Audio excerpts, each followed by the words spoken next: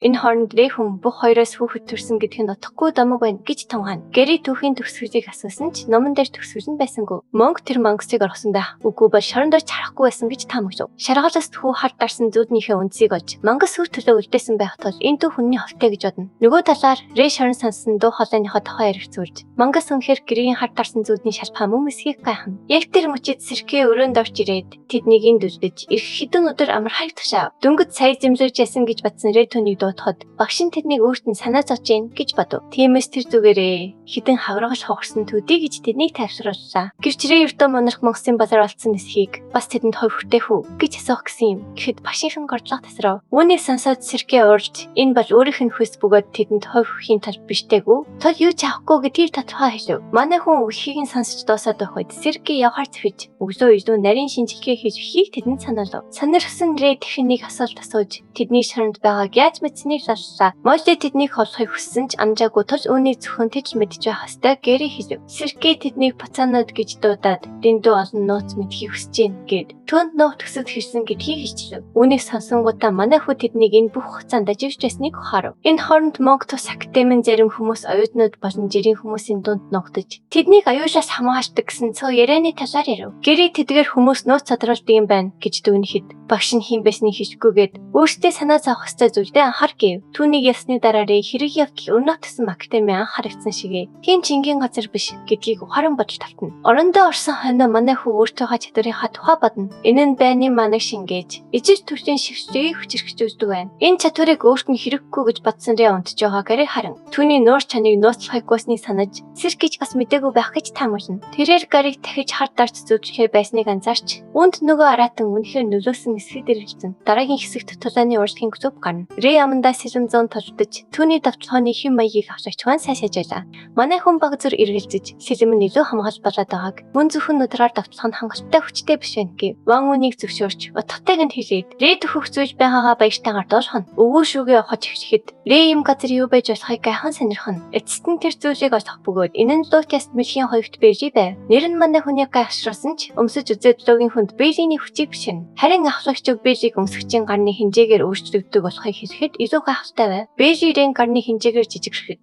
манай хүн үнийг аратны босор шилээр хийсэн үү гэж асуув. Тэгтэл өвгөн үнийг дунд төвчний Лукас мөлийн босороор хийсэн. Хэрэг дээд төвчний босор байсан бол хамаагүй хүчтэй байх байсныг хэлнэ. Ахлагч Ван түнд илүү өндөр зэрэглэлийн тоног төхөөрөмж өгөхийг хүссэн ч босод орж зөрчдөд шудраг бос болно гэв. Үүнийг сонсоод гайхсан Ван Рэнэс хичээлдээ суугаагүй юу гэж асуугаад хоёрдугаар курс орон түүнээс дээш бүх оюутнууд академийн жил бүрийн тэмцээнд орж байгааг тайлбарсан. Ганцаарчлсан тулаанаар тэд академийн хамгийн шилдэг 5 оролцогчдыг шалгаруулах юм. Эдгээр 5 хүн дэлхийн тулааны тэмцээнд академи төлөөлөн оролцож дэлхийн өнцөг болон бүрийн хүчтэй өрсөлдөгчдтэй толтно гэж тэр нэмж хэлв. Ван Бэжиг ирээд бахархалтайгаар хартуулаад түүн 060 дугаар байр эзлэхийг хүсэж хэрэг сайн байр эзэлбэл Бэжиг өөрт нь үлдэн гэв. Өвгөн их хүлээж тавихад манай хүн Бэжиг баяртайгаар хүлээн авч урьдчилан талархлаа илэрхийлнэ. Одоо зэсгтэй болсон тул Ван Рэй дааш хорт хэрэг болохыг эсвэл Ван Бэ зэрэг хамгаалалтын хэрэгсэл авахыг зөвлөв. Үүний дараа манай хүн хамгаалалтын хэрэгсэл авахар зэсгийн дэлгүүрт очиж үнтэй үнийг нь хараад цачиртна. Худалбарч үнэн товтмол гэж хэлээд дунд төвчний аратны болороор хамгаалалтын хэрэгсэл хийхэд 10,000 шатны болор эсвэл 1000 доллар төлөх шаардлагатай гэв. Овжийн худалдагч нэмэлт 10 болор нэхэж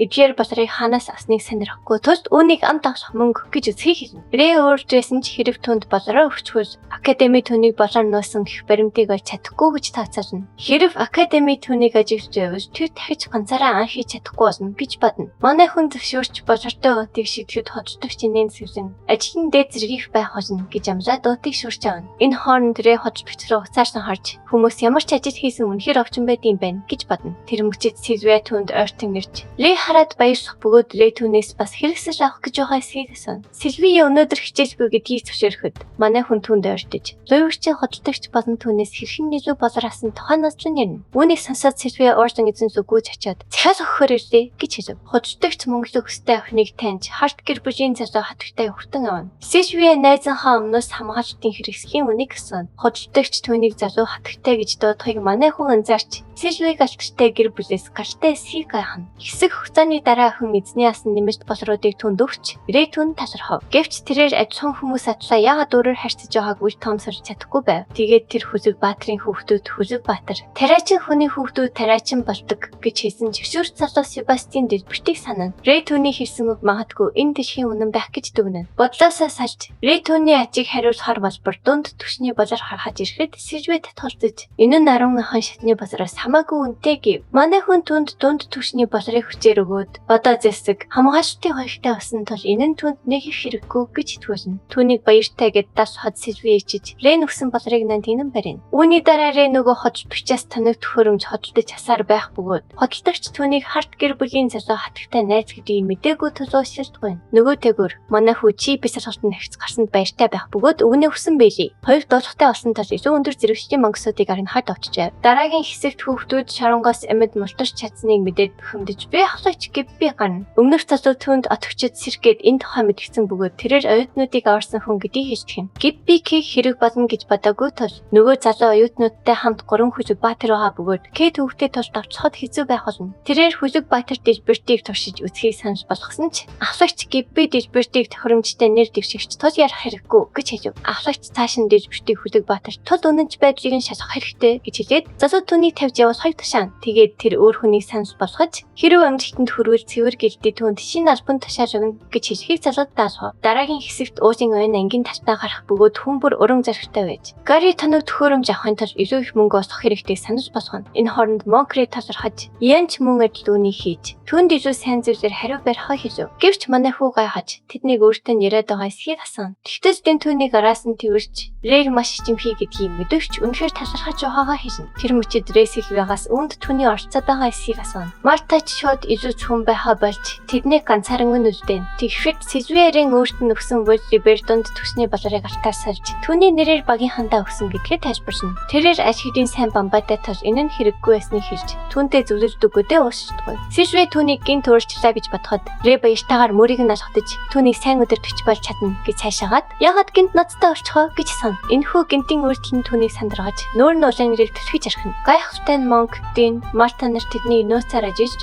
Дараа нь Гарри Рэнэс Сижвэ тэдний хооронд ямар нэг зүйл болсон гэж асах бөгөөд манай ухаан мотой хүйүү яриад байгаа нь чалахгүй. Гарри санаа алдаж Рэй дэмэд ингэж хандахгүй гэж амлахыг хүснэ. Дараа нь ангийн талбайд шавчнууд тэднлүү дайрч тэд бүгд толтохаар бэлтгэв. Рэй дөөгийн нүдээ идэвхжүүлж тэднийг бүгд анхаа шатны мангасууд тул зүгээр байх болно гэж шинжилнэ. Үүний дараа дэн шавчнуудтай хэлбэрхэн толдож энэ дүүнээс илүү хэцүү зүйл байна уу гэж бодно. Гарри түүнийг толтохдоо илүү сайн болсон гэж дүнж явах хооронд Монк шавчнуудыг гайхалтайгаар царчиж байлаа. Тэр мөчид Рэй түнд боломжтой байхыг анхааруулж энэ бол Херкулес цахалхыг хэлнэ. Монк шууд замаас нь холдох бөгөөд өөрөө дайрсан дунд түвшний мангас болохыг хараад цачирдана. Эцсийн эцэст энэ бол зүгээр л хорхоо гэж бодсон дин том цахыг итгэжтэйгээр цахина. Гэвч түүний хамгаалалт нэлээд хатуу байгааг тэр анзаарна. Рэй тэдэнд дахин олон цохирч байгааг анхааруулхад тэд олон цохонд бэлтгэгдэнэ. Яг тэр үед Гарри өөрийн зэвсгээр цах руу татгина. Тэр сэлмэрээ дажаасан ч Монксын хоёрыг ямар хатуу болохыг мэдээд мэс гайхав. Бүсэд нь ч хэцүүдэж Мартагийн сам цахнуудын хоёрыг нэвтэж чадахгүй. Сижвагийн бамбайч тэдний дашдыг арай ядан тогтоон бүсэж шидэгдэнэ. Нөгөө талд Монк Ян дангорог цахнуудад бүсрэгдэн яаж чадахгүй сандана. Гэвч гинт нэг нь аврах цах хүчтэй унан нэрв. Энэ бол Рэй өөрийн гол зэвсэг болох бэжиг болон чигийн хам тэдэндээ толгоч буй хэрэг байлаа. Тэрээр Херкулес цахнуудыг мэрэгжлийн хүн шиг хэлбэрхэн устгах бөгөөд багийн ханан түүний чадварыг хараад ангаж чадсан. Рэйгийн хүчтэй болсныг харсан дан түүний шин зэвсгийг анзаарч тэрхүү гахалтай хүчтэй бэжиг биширч эхлэв. Харин Монк түнд тулааны оршихын клубын зөвлөх нь энэ бэжиг зээлүүлсэн гэдгийг хэлж өгнө. Хөрхий дамбуруу клуб дорсноо ухаан харамсаж орж гарна. Энэ зөөррөө цахнуудыг арчиж байхдаа багийн хандаа сэжиг авахлахгүй тул дэндүү амархан байгаа мэт харагдаж болохгүй гэж бодно. Тэрээр бүстэйгээ тасламж дуудаж бүгд хамтдаа тулаанд орлоо. Марта цахнууд руу сумаар харваж Сижвэ сэлмэрээ бамбайтайгаа хамт тэднийг гүйцэж эхлэв. Энэ хооронд Монк, Дан, Ян гурвч зэвсгэрээ цахнуудыг гайхалтайгаар цохиж унагаана. Цахнуудыг бүгдийг нь устгасны дараа дан дунд түвшний аратны кристаллагч баяжхан хэмээн хөрөн баярсан. Тэд дунд зэрэглэжийн мангасуудыг дуусгаж Рэй кристаллыг шингээх гэж байтал Монк бас нэгийг олох бөгөөд яг энэ үед ойгоос шогоод гин төргөн нисэв. Рэй зөөгийн нүдэ ажиллуулан харуул ойд төмөр гарч байлаа. Түүнийг ойн төмөр гарчлаа гэж сануулхад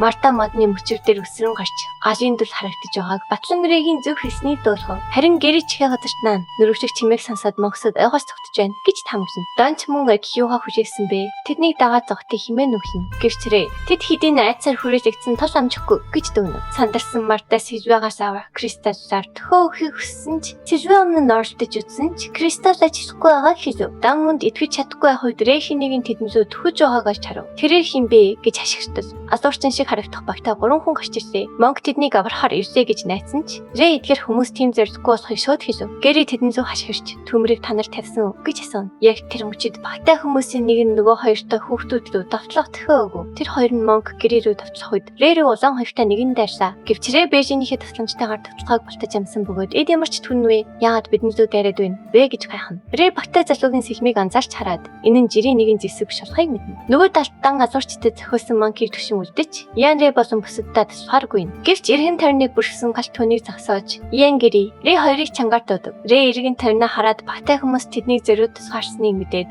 тэдний банд өөрөө болон гэрийн болов гэж эргэлзэн. Гэри хэдийн толтой завгүй байгаа тул өөрөө хоёр азуурчин эсрэг зэрэг үзэх хэрэгтэй боллоо гэж тооцоолоо. Рэй Янд эндээс явж Баатруудаас тусламж дуудахыг тушаана. Янд толцсон ч Дан Монкийг өрн сижвэ. Мартан нарын хамт тусламж авахар явцгаа. Энэ хооронд Рэй гэрээ зүгээрүү гэж асуухад шаргал ус залуу нэгийг нь хариуцж чадна гэж итгэлтэй хариулна. Рэй багтай хүмүүсийг хурдан гэдгийг мэдж байсан ч хамгаалалтаа сайн хийж чадвал амиа алдахгүй гэж тооцно. Гэри нэгийг нь садуулж Рэй үрийн тулаандаа анхаарах цаг гаргаж өгөв. Энэ үед багтай хоёр хүн Рэй рүү үсрэн ирж гинжтэй зэсгээр цавлаа. Тэдний хэрхэн давталхыг гадарсан Рэй зэсгийг нь барьж авна. Нэг давталхаанаас нь болтож амжив. Гэвч Рэй эргэж харах үед нөгөөх нь дүүрэлцэн гарч сэлмэр хасчлаа. Энэ нь төвхгөө санагдсан тул Рэй хойш өсрөх бөгөөд нэг рүү нь анхаарлаа хандуулах болгоно. Нөгөөх нь саадуулж байна гэж бодно. Тэгтэл азуурчин Рэйг бэлтгэлгүй байх үед зэсгэрээ хүчтэй цохиж амжив. Манай хүн газарт хүчтэй унсан ч азар хоёрын гол цохилтыг хааж чадлаа. Хоёр азуурчин санснаас нь илүү гар нийж байгааг анзаарсан Рэй тулааны төлөвлөгөөгөө өөрчлөв. Тэгээд гар нь бэрцсэн гэрийг хараад одоо санаа зовшдгүй гэж түүнд хэлнэ. Харин шаргал ус залуу түүнийг дэмжиж багтай хүмүүсийн нэгийг өөрөө шийдэнгээ. Тэр үед азуурчин гэрээ рүү давтлахоор бэлдэнгээ. Чамайг тарчлаа жасандаа химэн замж хийв. Тэднийг өөрсдийг нь асхаар шийдсэнийг мэдсэн Рэй одоо тэгчих шаардлагагүй гэж үзнэ. Анхан шатны таван аратны кристал шингээж архив. Эрчим хүчийг хоримтлуулсан Рэй толгойдоо эвэртэй лугийн баатар болон хувирч. Өөрийн чонорыг дуудахад чононч мөн эвэрт чоноо болон хувсэж одоо агнорын цаг химээр харна. Рэй шид хэрэглэхийг харсан азуурчдын нэгэн сандарч энэ жаа шид мэддэг гэж хинт хэлээгүй штэ. Химээ хашгирна. Нөгөөх нь даалгавраа өргөжлөл химэн тушааж тэд Рэй рүү хандтаа өсрөв. Өмнөх шигээ төвцгөө болохыг анзаарсан Рэй дахин хурдтахгүй тулд тэдний хадуур шиг зэсгийг барьж авлаа. Тэгээд Норт гүрт тушаалвч хоёр азуурчныг гинжээр нь хурж архив. Тэднийг өвччлээ гэж бодтол тэд хадуураасаа амархан мултарч чадав. Рэй нэг их гайхсангүй. Чондоо хадуур барьсан залууг хариуцахыг тушаагаад өөрөө нөгөөхөө дайрахаар өсрөв. Манай хүн нэгтэн толбож яхад нөгөөх нь төлдөө дайрсан ч Нуурыг цартаа ирж давтлан чам шиг амьтдыг өглөөний цайндаа устгахын гэсэн шиг архирна. Азуурчин Нуурын давталгаанаас зэсгэрээ хааж болтов. Нөгөө талд манай хүн давталгаанаас болцсаар байх бөгөөд дахиад нэг ижиж тактик хэрэгжиж байгаад гайхна. Тэрээр энэ сэлмих төвхтэй зэсэг байна гэж үзээд хөдөлгөөнийг нь хязгаарлахар шийдэв. Багтай залуу гинжгүй үедээ тулаанаас цогтож байгааг Рэй анзаарч яагаад ингэж байгааг нь гайхна. Үүнийг шалгахын тулд тэр азуурчин лугийн дайрч түүнийг сандрахав. Рэйгийн таамагж яснаар багтай залуу түүнтэй шууд толцгоо хойш харлаа. Түүний сул талыг олсон Рэй гэрээ рүү харвал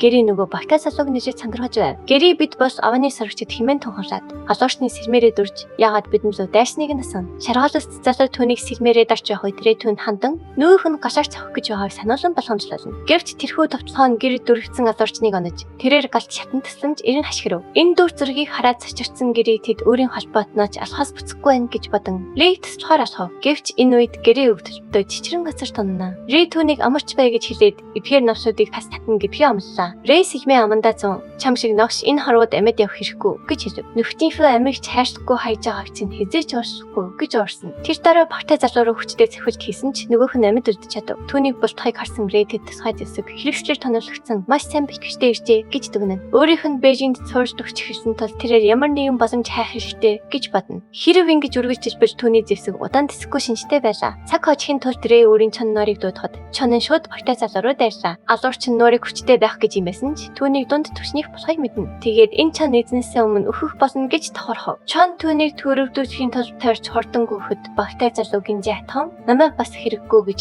хэлв. Тэгээд азуурчин чоныг гинжээр ороож авах бөгөөд нуурыг аюулд орсныг харсан Гэри ямар нэг зүйл хийхээ шийднэ. Азуурчин цаг алцгүй чоныг алахын тулд зэгсгээ түнлүү чиглүүлв. Харин яг тэр мөчид Гэри дундуур нь орж давталхааг зөксөж амжлаа. Монголын төлөө өгөх хүсээ юу гэж бодсон азуурчин нэрээ ядан засах гэрийг цохиж тэрээр сэлмээ алдан газарт хүчтэй өнөө. Гэвч шар өстэй хүү азуурчны хүчнээс чангаатгаж Норт сэлмийг авч эзнэрээ шигээ тэнцгийг тушаана. Яг үүн шиг чоно сэлмийг амандаа зун. Багтай залуу тавьж өгөхгүй байгаа гэрийг алах гэж байтал Нуур гайхалтайгаар азуурчны толгойг тас цавчлаа. Гурваас үлдсэн ганц багтай азуурчин хэрэг Үгүй хамтарч руугаа харахцуур Рэй сэрмийг шүүрч аваад хамаг хүчээрээ залчив. Гэвч энэ нь тийм чих хөрс учруулсангүй. Азуурчны баг хөөрч өнөхөд тэр нь гайхалтай Хүзэг Баатар Ланс байж тарав. Ланс багийг нь хуулахад Гэри үүнд итгэж чадахгүй багш хүн байж яаж ингэж чадчихна хэмээн навш гэж харана. Гэвч Ланс үнийг үлтэн ямартай ч түүнийг өгөх болно гэж хэлв. Тэр Гэри рүү сэрмээ барин өсөрсөн ч яг тэр мөчөд нуур ордоор нарч цавхтыг өртөө ав. Үүний дараа Рэй чаныг зогсохыг тушааж дуудлага цэцснээр нуур алга боллоо. Энэ хооронд Гэри газар дунаж хүчгүүдэн хөвтөн. Ланс орсон Рэй рүү түхэж тэднийг араараас нь дараашлуулан ална гэж өвшин. Галт сэрмээ барьсан Ланс дайрх үед манай хүү өөрт нь өвдөлтөх дуртай юм хог шаарнууд яаж эндэрдэг байна гэж бодно. Рэй түнд цохих шангийн нь хүртэхээр шийдэж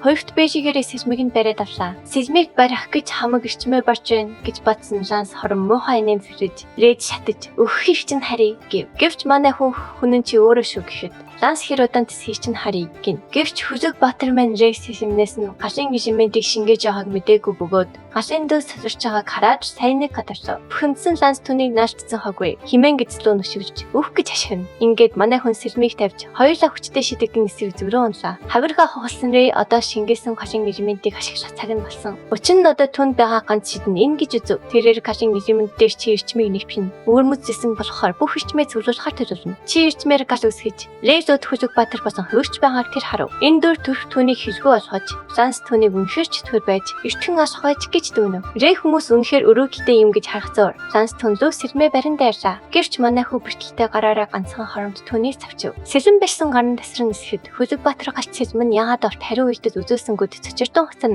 цус олгоодан гарын тасрахыг харсан Ланс үцэндээ чангаар хаширна. Яг тэр үед Рэй түүний нүрнээс барьж шатаж бай хоёрт бэжигээ нүрэн дээр нь тавин өгөх нь шатав. Манай хүн түүнийг тарчлан алж үүжийн үрээ ижж байгаа гэж хэлв. Тэр мөчид сэр болон бүсэд Хүзэг Баатрууд ирж эдгээр батай хүмүүс цэвэр цэсний гэлтийн тас Винфордод мэдэгдэх хэрэгтэй гэлээ. Сэр түүний тэсхийг гохот гар босон биеийн хүнд бичсэн манай хүү бүгд зүгээр гэдгийг мэдээд газарт унан ухаан алтав. Дараагийн хэсэгт Рэй бүхэлдээ бооштой эмнэлэгт байгааг харуулна. Түүнийг сэрж эмнэлэгт байгаагаа мэдхэд Сэлрэй түүнийг хараад баярлна. Рэй түүнээс хэр удаан унтсныг асуухад тэр 3 өдөр хонгүй байсныг нь хэлв. Сэлрэй түүнийг босоход нь тусарч цавтаа эмчилгээ хийгсэн тул сайн идэгч байгааг нь хэлнэ. Тэр аман дотрын шатаж байсныг сансан ч одоо зүгээр болжээ. Энэ хооронд Сэлрэй сэрхийг хүлээж байсан бүсэд хүмүүсийг дуудав. Сэргээ тэргүүтээ багийн бүх гишүүд өрөөнд орж ирлээ. Багш тэдний юу ярихыг хинч сонсохгүй байхын тулд шившрэх хий. Гайхсан манай хүү юу хийж байгааг нь асууж ангийнхан нь бүгд байгаад гайхна. Сэргээ энэ удаа тэдний хоёр сурагчуус хорий. Гэри хоёр халдцаад өртөж бараг өөхөх шасныг хэлв. Тэрээр Винфорттой ярилцсны эцэс тэдэнд нэгдүгээр хэлэхээр шийджээ. Гэхдээ үүнээс өмнө тэр Рэгээс өмнө халдсан хүмүүсийн талаар асууж байцаа. Тэгвч манай хүн тэдгээр хүмүүсийг багтаа халж өчөд байсан гэдгийг хичлэв. Хоёрыг нь хэн болохыг тогтоож чадаагүй ч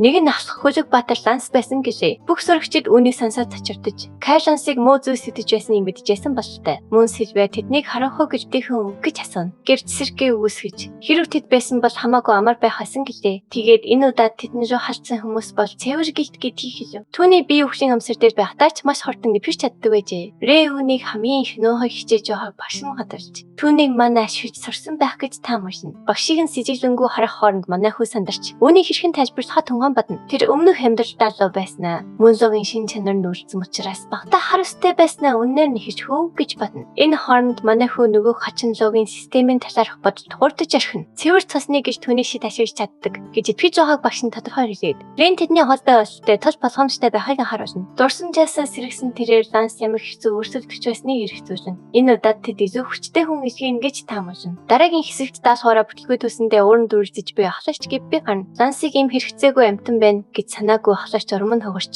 тийм өндөр зэрэглэлийн танавд хөрөмж өгсөн байхад ганц жажиг чадсангүй гэж хэлнэ. Ланс гисэн болохоор юу ч хийж чадахгүй гэдгийг би сэтгэл хангасан байв. Түүний төсөлхон Кей болон Винфорд нар тэдний зарцыг хэдийн олж мэдсэн талаар дуулгана. Мөн төсөлхон хэсэг хугацаанд Рэй рүү халтаж чадахгүй гэдгийг мэдгэтэн. Ахлагч гэв би түүнд хэсэг хугацаа өгч болно гэд харин энэ хооронд хэсэг хугацаанд анхаараагүй орхисон дэлбэртийг дуудахыг тушаана. Ахлагч дэлбэртийн үнэнч байдлыг шалгахын тулд хэдэн хүнсийг сухаж аваад явуулахаар төлөвлөнө. Үүний дараа академи дээр ирэхэд Монк Гэри хоёр түүнийг өгтөн авна. Түүнийг яагаад дахиад бэртцэнийг асуухад Рэй тулааны урлагийн клубын өвгөнтэй тушилсан гэдгийг амлалтна. Тэн тэр нь ямар хоо амжилттай клуб байдаг байна. Химэн гайхна. Үйл явдал усамж чинжиж эвцэгтэй мөч явж байна. Дараагийн хэсэгт бүх зүйл эргэлт хийн. Дараагийн хэсгийг бусдаас төрүүлж хамгийн ихэнд үзхийг хүсвэж бичсэн дэв төрийн банкны данс руу 5,000 төгрөгийн хандив хийгээрэй. Тэгвэл дараагийн хэсгийг тань. Нэн даруй гаргаж өгье. Таалагдсан бол лайк дарч, сувг сумын заавал бүртгүүлээрэй.